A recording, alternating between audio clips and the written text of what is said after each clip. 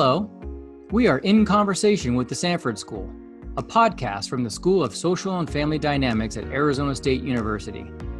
Designed to showcase timely and informative insights from leading faculty, researchers, and other experts which impact the ever-changing world we live in. Here at the Sanford School, we recognize that the lands where we are hosting this conversation at Arizona State University belong to the Maricopa and Pima peoples, and we are privileged to be here to welcome you to today's conversation.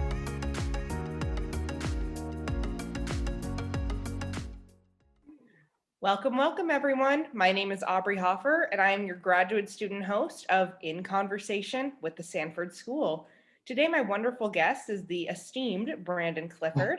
Brandon is a BYU alum whose work has primarily focused on social withdrawal and shyness, but he has a fascinating study under review right now about maternal mental health. In addition to that, he's also had experience teaching and mentoring undergraduate students. Brandon has already done so much great work before even getting his PhD, so I am really honored to have him joining me today. I'm excited to be here. Thanks, Aubrey. And Brandon, there is another quick thing about you that I find really interesting, and it is that you are actually not a father. I'm not a father. According to some minds, they think that I am or was. I am not a father yet. I'm hoping to be, but if all goes well, that'll be a thing in the future.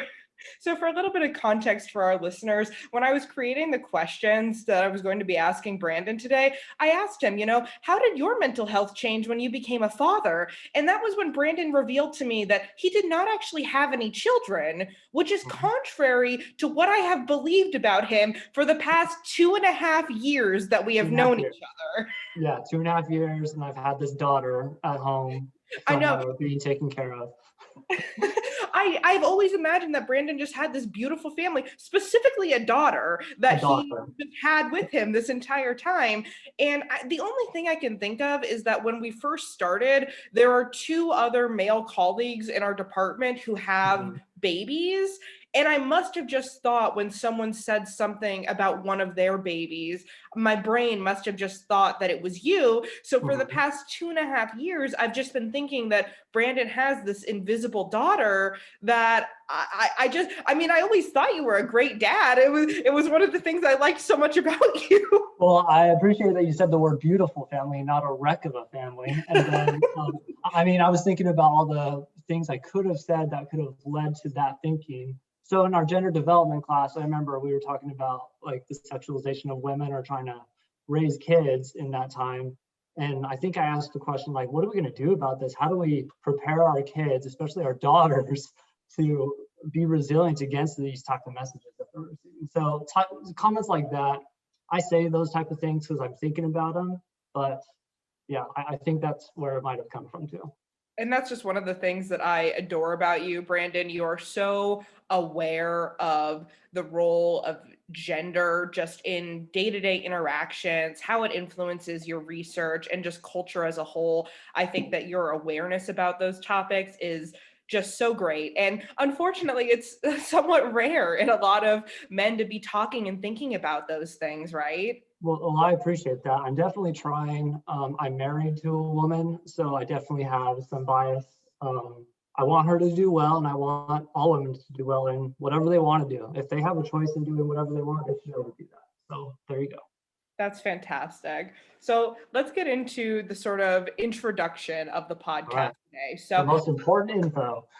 The most important thing, if you take away anything from this podcast, please let it be that Brandon Clifford is not currently a father at the time of recording. So this is just a prophecy for the future. Yes.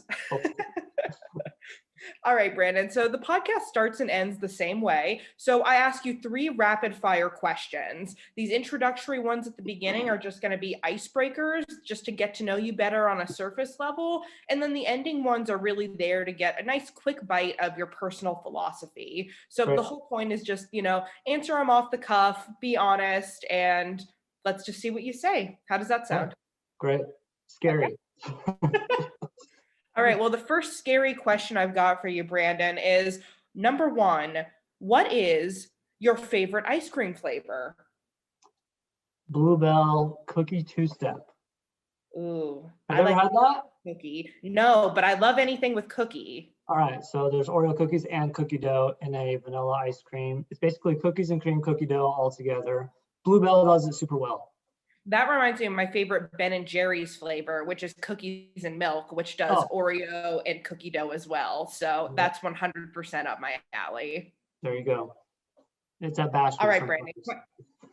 All right, Brandon. Question number 2 is, what was your first job? When I was 14 or 15, I was on a construction crew and I was in charge of the cleanup. I didn't have a hammer, I didn't have a saw or anything like that. I would pick up the leftover stuff after the workday. I love that. They put you to work early. Yeah. All right, Brandon. Question number 3. What was the last thing that made you laugh? It must have been on Instagram. Okay, so I follow a page. It's something to do with like dissertation coaching or something like that. So they have all these funny memes about PhD students, early career scholars, stuff like that.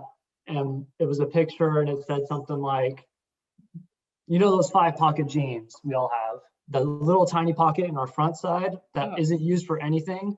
They said something like, the use that nobody knows about this pocket is this is the money academics get from publishing articles. And there's no use to it because there's no money coming from that. So I thought that was clever. That's funny. I really like that. Hmm. All right, Brandon. So now that you're warmed up a little bit, let's talk a little bit about your work because I find what you do really fascinating. So I guess, can you just start off by telling us a little bit about what is the difference between shyness and social withdrawal, or is there one? Because social withdrawal sounds like it would be something that's really negative, but we don't really hear shyness talked about in a negative way. Yeah, that's a complex question to break down in pieces, I guess. The first question, is there a difference between social withdrawal and shyness? The answer is yes. They are related, but they are different. If you think about it this way, if there's this category of social behavior where people are separating themselves from others, that would be considered social withdrawal. That's like the behavioral display of any solitude behaviors in the presence of other people. So that's a broad one. But then you have these subcategories out there, which includes shyness, which is a withdrawal from social interactions or others because of a social wariness, a fear, an anxiety of being perceived negatively, basically being scared to interact with others. So they're kind of in this conflict of, I want to interact with others, but at the same time, I'm fearful of what could happen. I'm fearful of what the reactions could be. So that's one example of how they do that. So we might be able to say that like social withdrawal is sort of an umbrella term that might refer to any way that a person might disengage or distance themselves from others, but then shyness specifically has to do with sort of withdrawing. It sounds like out of anxiety, right? Like you're sort of afraid to engage. Exactly. So the term umbrella construct is spot on. It's this big category of solitary behaviors.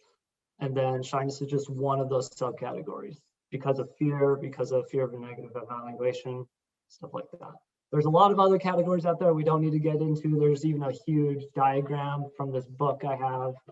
If you want to do a deep dive into that, we can, but we can just refer that out if you'd like to. Okay. So that's really fascinating to me. So I guess in terms of that like positive, negative question, like, is it, is it a bad thing to be shy? It seems like a lot of people are shy. Yeah, this is where it can get very nuanced. I mean, there's a lot of articles out there. There's even a book, if you've heard of a book by Susan Cain, Quiet, where she talks about introverts in the world, in the workplace, in society. And introversion and shyness, those are different terms. But like the reason we're talking about this is because it's hard to distinguish between all these reasons that people spend time alone, and we kind of generalize them as, is this a negative or a positive thing? So in general, when we're comparing shy kids or shy individuals to social individuals, they have some other negative associations to go along with them, unfortunately. So for instance, shy individuals have a high propensity to be depressed, have more anxiety, which makes sense. They're very perceptive of or being scared of the fear of negative evaluation that could come their way, and their self-perception of or their perspective of themselves is more negative compared to social individuals. So those are just a few things that points towards it being a negative thing for shy kids. Interesting. That's really fascinating to me on like a personal level because I, throughout my life, have had sort of various periods where I sort of have withdrawn socially for a lot of Mhm. different reasons, but I don't know that I've ever really considered myself to be a shy person. Yeah. What about you? Do you think that you're shy, or do you know anyone in your life who is shy? When I look back to my years in grade school, kindergarten, high school, I think I was more considered a quiet kid. I wouldn't consider myself super wary of social interactions or fearful of them. Um, but I think one of the big things that we have to remember is when we're talking about shyness, we're talking about the consistent display of these type of behaviors of withdrawing because of a fear. Whereas you and I, we have situational withdrawal or situational shyness all the time, where like we're giving a presentation, we get the jitters, right? When we're recording the podcast, we get kind of scared. We're kind of scared of what people are going to think about what we're saying and stuff like that. That's situational, whereas shyness is kind of a trait of somebody that can be more generalizable across situations. Does that make sense? Yeah, it sounds like too, there's like normative levels of shyness, right? Or normative situations where one would be shy. Yeah. It's sort of like how you hear people talk about like insomnia, right? Like just because you can't sleep very well one night or before something that's stressful happens, that doesn't necessarily mean you have insomnia. Like there's a chronic aspect to it, right? Yeah. Yeah. That's a good way to think of it, chronic versus non. Yeah. So, one thing that's really interesting to me about you when I was reviewing your CV is that you started at BYU in 2008 and then you graduated in Yeah. 2017. So, that's like a huge amount of time. What So, was I doing? I don't know. but that's what I'm interested in hearing. Like, what were you like when you started your BA versus after you completed your master's? And how did that lead you to this sort of really interesting field of shyness and social withdrawal? Okay, so I guess I don't want to go deep into the timeline, but 2008, I graduated high school and I already had some college classes under my belt. And I started going to a summer, right when I graduated high school, I went to a summer semester um, at BYU. After that time, I took 2 years off to do missionary service for my church. And I went to Alabama. And one of the things that I did over there was I would teach English classes to people from Latin America, from South America, who were trying to learn English. So that was 2 years. I came back. I thought I was interested in language because I just learned Spanish while I was over there. So I figured linguistics means language. So I got a BA in that. And along the way, I took a human development course from my master's mentor, Larry Nelson. He turned me on to human development. I did a bachelor's there. I stayed with him as a master's. And while I was doing my master's, my wife was doing law school for 3 years. A lot of stuff going on. Finally here, working on the PhD. I think I'm halfway through now. Sometimes it's hard to look back and be like, where am I? Where have I been? But yeah, I'm in progress. That's great. So, was it your master's mentor who got you interested in the shyness work? Yeah, so I mean, when I was in his human development class, the thing that made me approach Larry was the language development course. I've always just been interested in how kids figure that stuff out because there's a lot of things to know and it takes a lot of time. His main research interest was social withdrawal, shyness, unsociability, social avoidance. And the first research project I worked on with him was I was coding kids' behaviors. We put them in groups of 4, and then we would observe their behaviors and code for different things, like whether they were withdrawn or not, solitary, stuff like that. So he kind of brought me into that literature. I stuck with it because it's interesting. I'm doing work with Natalie here at ASU in that area. Still super interesting. Still want to keep going in that direction. I love that. So that's so fascinating to me. Like, I saw that you also had a paper that So I started out just skimming this paper, but then I ended up reading the entire thing because I just found Oh it boy. super engaging. Well, it was your paper on this relation between shyness and self-worth and how relationships might moderate that relation. So for those who are listening who might not be as enmeshed in academia as Brandon is, basically what Brandon looked at in this study was, what is the relation between shyness and self-worth?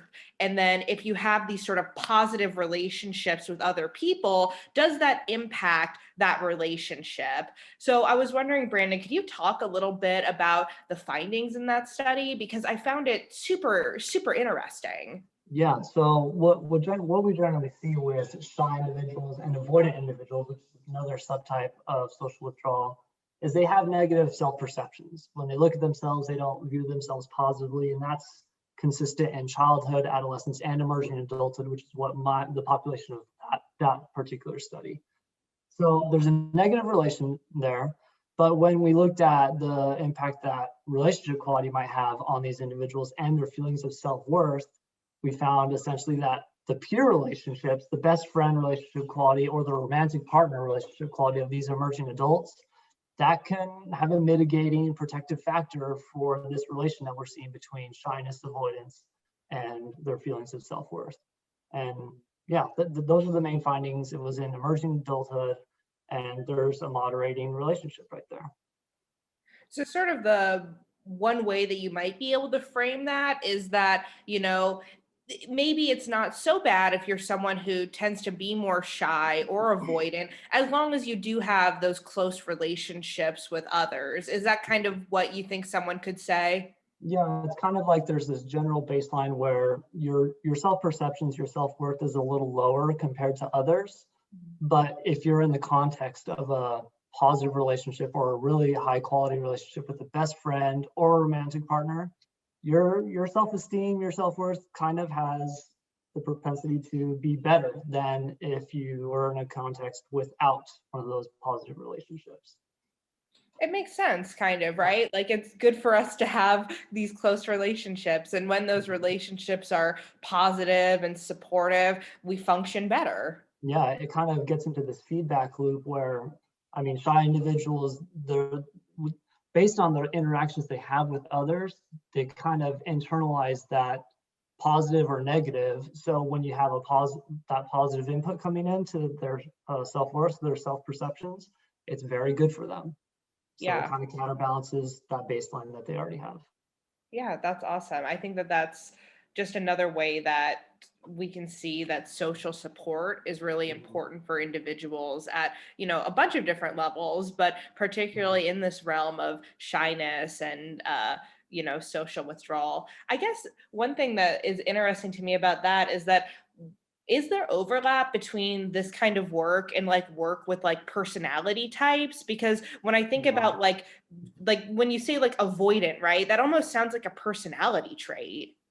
Yeah, so in the personality literature, we have like the big five, ocean, right? Extroversion is on there, and the counter to that would be introversion. So in that literature, it's kind of the term is introversion. In this literature, in the shyness literature, one of the approaches is a motivational perspective where, I mean, shy individuals, they want to interact with others, but they have the simultaneous fear. And like you said, avoidant individuals, they are actively avoiding the social situations, and they don't have any desire to interact with others. So when they are placed in those situations, they're trying to get out, and they're not seeking those altogether. So different things, and we're finding that they have different correlates, different outcomes, different things associated with each of these different subtypes. Interesting. One thing to, I guess, change gears just slightly, but stay on this topic of, kind of socialization and like, particularly I'm interested in youth is like, what are your thoughts about kind of this role of technology in social withdrawal, right? Or in shyness too, right? Like, because I would think that right now, if I'm a kid and maybe I'm sort of shy around kids at school, I don't really like, I'm anxious to engage with them. However, I do have access to social media where I would think it's relatively easier to engage with others or find youth who also have like similar interests to you and stuff like that.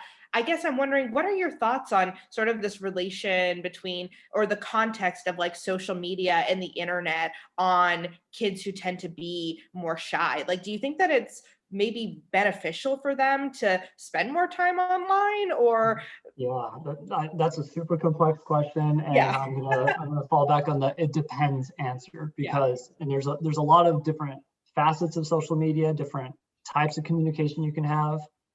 But I guess if we were to rank the type of social interactions that we would want to have with people that we're close to, it'd be super nice to be face to face all the time. Maybe the next one is a phone call or a video call, text messages, social media messages. That might be near the bottom. And maybe the bottom is just scrolling on people's Facebook pages or Instagram accounts and not even interacting with people in general. yeah, Um, I guess if you're talking about a shy person, you can definitely have some positive feedback from social media, from technology in general, because it gives you another avenue to interact with others that maybe you might be more comfortable with. Like a face-to-face interaction for a shy person might seem daunting, but a message over whatever social media it is, that's a lot more approachable, right? But then at the same time, if you go to that extreme of this is the only way I interact with somebody through social media, that's probably not going to be beneficial to you overall, right? yeah.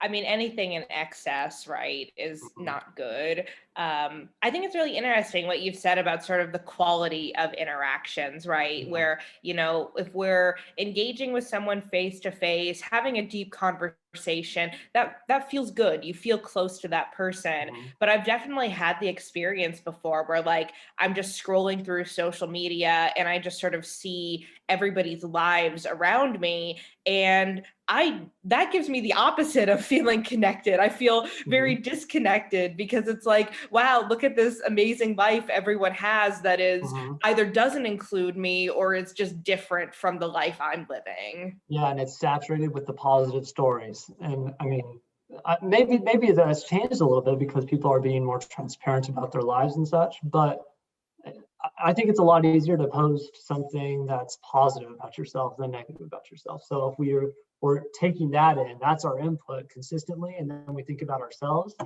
we might think of ourselves less in those contexts, right? Well, social media is the highlight reel, right? Like people don't want to post on there like, hey, had a horrible day today. My car broke down. I got into an argument with my spouse. I went home and I ate like a whole container of ice cream. And anyway, talk Positive to or you negative? later. Just So I mean, it makes sense. We tend to see this perception of other people online where it's just like, here's every great achievement I've ever had. And it's like, wow, you are infinitely better than I am. yeah, and I mean, going back to my ability to lean on study with emerging adults, having a great relationship with somebody. I mean, I don't have any evidence for this, but I would argue is more face-to-face contact. Having a close relationship is a lot easier when you're with somebody, Yeah. and rather than separated over technology, whatever the case. Right? Yeah. Well, that's what's interesting right now when we think about the context of the pandemic, right? Where so many people have been really forced to now interact with each other only through these kind of, technological mediums because you just can't be face to face with people as much. Yeah.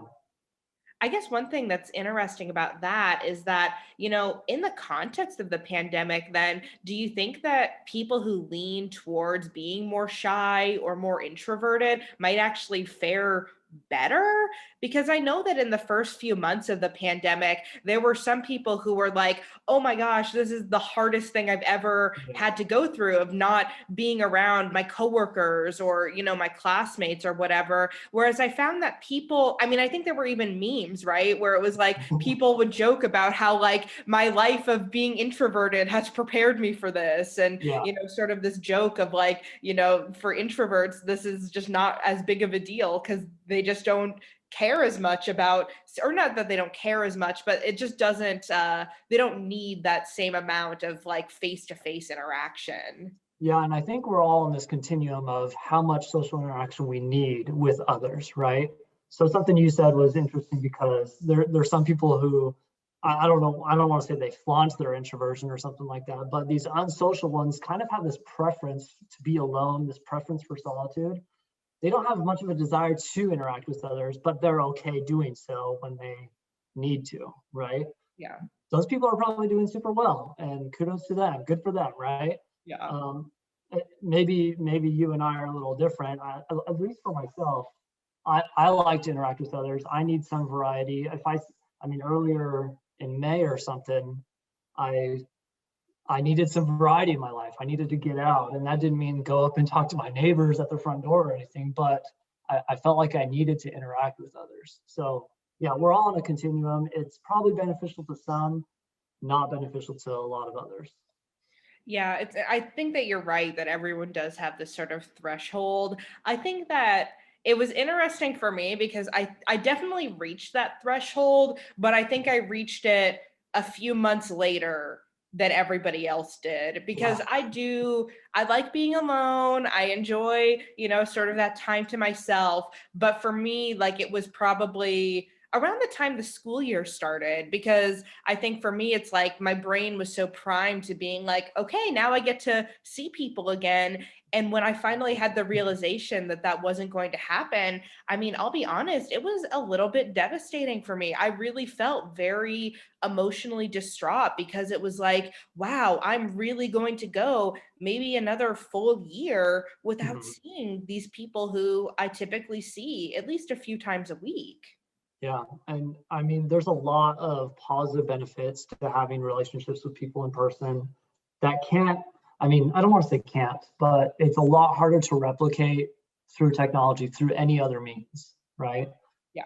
So, I mean, it's a lot easier to enforce boundaries that you wanted to have with others. Like maybe there's a situation where you didn't want to interact with that person as much. It's a lot easier nowadays to put those boundaries up. But even on the positive, going back to the positive side, we need social interactions with others for our mental health, even our physical health, and it's just good for us. If there's an absence of that type of interaction, we're likely to struggle, I would say. Yeah.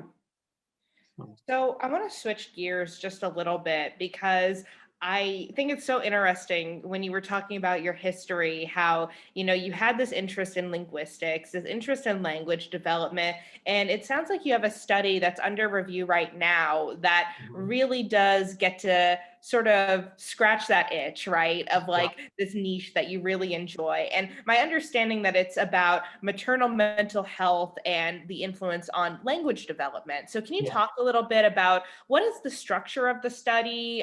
What does your sample look like? And, if you're able to share any findings, I would be so interested to hear that as well. Yeah, newsflash. I just got minor revisions from that journal a few days ago. So I'm super excited to finish those and get that pub out. So I'm super excited. Congratulations. Thank you. So the main idea from the study is that we looked at two aspects of maternal mental health, depressive symptoms and anxiety symptoms. And we wanted to relate that to how much mothers talk to their children and also what their children's expressive language indicators were. So these kids are 18 months old. So we essentially had mothers answer questions about their mental health. And then one of the cool things about the study is we use this recording device called Lena, and it's called Language Environments Analysis, where we would put these pouches in a pocket, or these recording devices in a pocket on each of these children, and then record them for 24 hours with consent, of course, right? The parents were okay with this. And then we would just record what they were saying, record what the child was saying, record all the input they were receiving from their environment. And that's how we captured the parental input, how much the parents talk to their children, and also the vocalizations, the expressive language of the children themselves. And essentially what we found was maternal depressive symptoms at 18 months has a negative relation to how much they talk to their kids, how much interaction those children receive, and also the expressive language abilities of those children. So at that cross-sectional time point of 18 months, it looks like there's a negative relation there. And this is with 250, 260 children. So it's a substantial sample size where we have some level of generalizability where we can say, this might be a phenomenon we need to look at some more. So those are general findings, negative associations between maternal depressive symptoms and their kids' expressive language and how much parents talk to their children. So just to break that down for anyone listening who might not have a full understanding of what a negative association means, what you're saying is that as maternal depressive symptoms go up, as mothers are having more depressive symptoms, they're less likely to be talking to their children, and those children are less likely to be sort of having this like expressive language. Is that right? Yeah, that's right. Mm-hmm. Go ahead. Oh, no, I was just gonna say, I think that's so interesting. And I'm wondering, I'm someone who throughout my life has dealt with, depression and anxiety. And so I find those findings very compelling, but also very scary, right? Yeah. It's like, what does that mean for me when I become a mother? Do I have to be super aware of this and how I'm interacting with my children? Because that might influence, their ability to develop these sort of normative or, more than normative language skills. Yeah, it's kind of like a double whammy. So it's bad for the parents themselves, the mothers and the fathers who are experiencing these mental health issues. But then it also affects their kids, which is super scary, right? One of the positive things that we found recently is we have another wave of data where we're testing this. And I guess kind of a precursor to what we have and have not found is we're not seeing these effects long-term. So if you take this at 18 months, maternal depressive symptoms at 18 months, and maybe children's expressive language or how much they have interactions with their parents at 30 months, we're not seeing associations over time. Does that make sense? So in long-term perspective studies, we're not seeing this effect hold too long, but in this cross-sectional, it still raises an eyebrow. Like, we need to look at this some more because that is a scary thing. Most definitely. Well, I think it also speaks to how important it is for, postpartum care to include, mental health and to be cognizant of how, new mothers' mental health may be being impacted by becoming mothers and how important it is to be supportive of them in that time. Yeah, and in general, I think the best advice we can give is it's important to talk to your children at all stages of life, even if they're in a sack and they just lay there and eat and poop and whatever, right? Talking to them matters. It's the cognitive stimulation that they need. 18 months, super important because that's when they're starting to express themselves, use language, learn new words, and they need stuff from their environment, from the parents, from the caregivers to have that stimulation to actually learn new words, right? Right.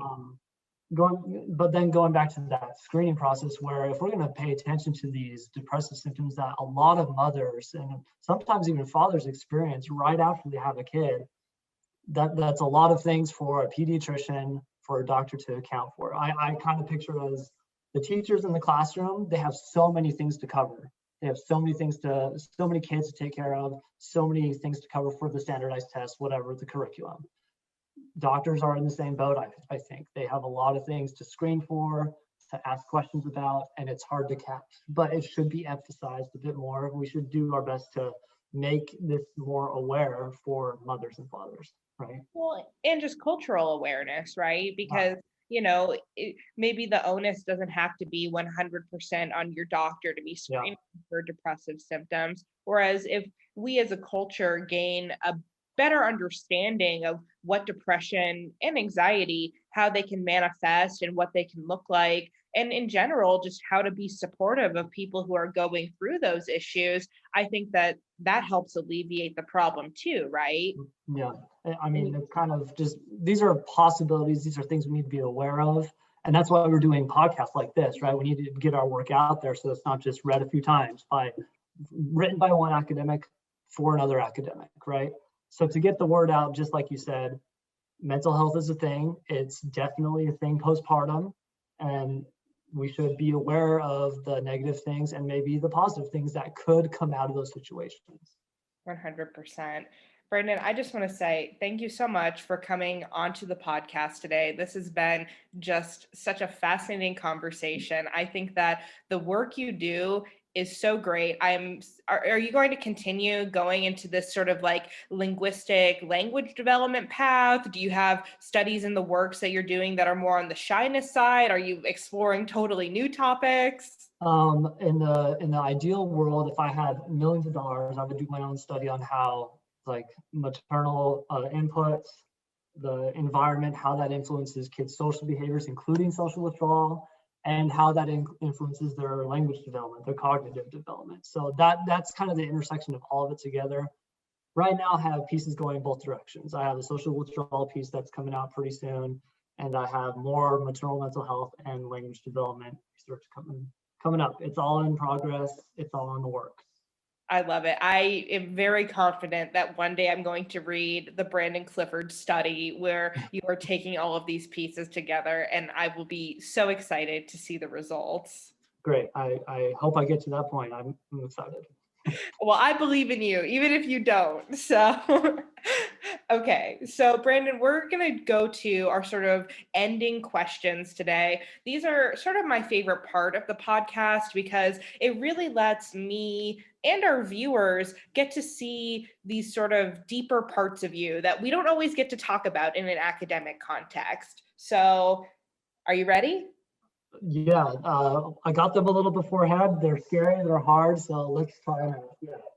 Well, they're good to chew on a little bit. So the first question, Brandon, is what have been some of your greatest accomplishments? So these are personal accomplishments and professional. As I was thinking about this, one of the personal accomplishments Sarah, my partner, and I did was in the past year, we became debt-free, and that's after law school, that's after a master's. We paid off all the student loans, and right now we're in the positive, which is a good feeling for us. As far as the professional side, I think getting my first author publication was a good feeling, and that got me super excited. And being able to see the beginning to the end, that whole process, and have it culminate to this paper that came out that I can say I did this and send it out to people, that was a great professional thing for me to do. So hopefully that keeps happening, right? That's fantastic, Brandon. And I would like to personally thank you or congratulate you on becoming debt-free. My partner also became debt-free this past year, and it is a very good feeling. It's just a weight off of your shoulders. I saw an overnight change in him. So yeah, it's liberating for sure. All right. So question 2 is, when we typically ask somebody, what advice would you give your younger self? We usually imagine giving advice to ourselves as a teenager. But what I want to know, Brandon, is if you could talk to yourself when you were 5 years old, what advice would you give? This was a really hard question for me. I think what it comes down to, I kept coming back to this idea of, Brandon, you should have just been more confident. I think I wasn't a victim. I wasn't being picked on or anything like that, but I felt like I was a little locked over. There were other kids that were more dominant, more socially popular, that got what they wanted. And I kind of feel like it would have been better for me if I stood up for myself a little bit more in those situations instead of just redirecting myself to a different activity. Does that make sense? That's what I was thinking about. I think that's great advice. I think that's great advice for 5-year-old Brandon and also adult Aubrey. So there you go. That. So my final question, Brandon, is what is one rule you would want everyone to follow?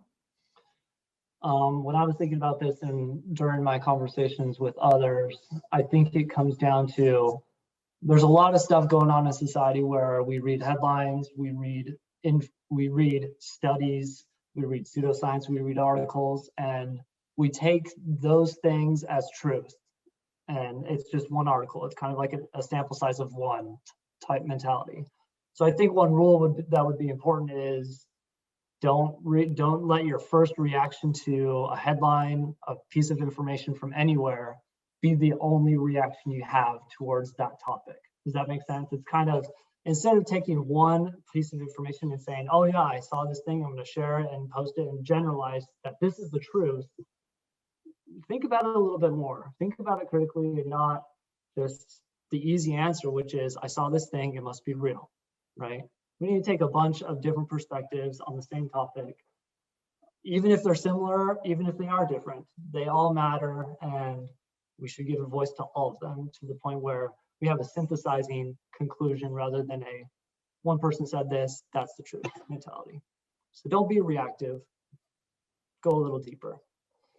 I think that was beautifully said, Brandon. That's something I completely agree with. And, I think that the great work that you have done and that you are doing is just adding to an even greater body of work that is going to let people, eventually make some conclusions about shyness, social withdrawal, language development, maternal mental health, like all of these incredible topics that are very complex, because complex questions do not have simple answers. And it's so important that we just continue to add to a body of work. So I think that was wonderfully said. Thank you. I think it's one of the things that kind of drives me to stay in academia is this idea of being on the cutting edge of, these are the things we do know. No matter how small it is, these are the things we do know, but there's a lot of things we don't know, and we're pushing into that realm. We're pushing the agenda on what we do know about shy kids, what we do know about the effects of maternal mental health on their kids' development, and that's a cool place to be. Yeah, I think that's fantastic. So is there anything that you wanted to say before we let you go today? Any way that people who want to get in touch with you can contact you, or anything else? Yeah, just in the show notes, I'm sure you'll have my email. I'm happy to answer any questions about this podcast or about any of the work I have. And I just want to say thank you for inviting me to be on. This was great. This was super fun. Awesome questions, super genuine. Thank you, Aubrey. Thank you, Brandon. And bye, everybody.